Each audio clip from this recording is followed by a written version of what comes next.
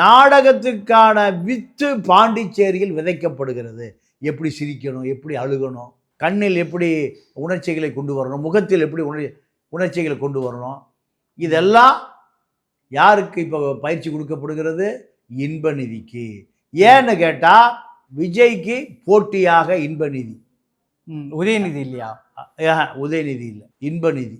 50 இது 20 எப்படி காம்பினேஷன்? இனி பிரமாண்ட பட நிறுவனங்கள், பிரம்மாண்ட தயாரிப்பு, பிரம்மாண்ட டைரக்டர். விஜய் எப்படி 25 வயசுல அவங்க அப்பா சந்திரசேகர் களத்தில் இறக்கி விட்டார். இப்போ 25 வருஷம் கழிச்சு அரசியலுக்கு வந்திருக்கார். ஸ்டாலினுக்கு தூக்கத்தை கெடுத்தவர் விஜய், விஜய்க்கு தூக்கத்தை கெடுப்பார் இன்பநிதி. நீங்கள் களத்தை தான் சூடு பிடிக்க போகுது.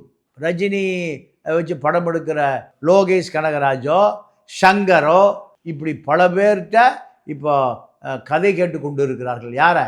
இன்பநிதியை இறக்குவதற்கு. இப்போ இதை கேள்விப்பட்ட விஜய் இப்போ அவருக்கு தூக்கம் போய்விட்டது.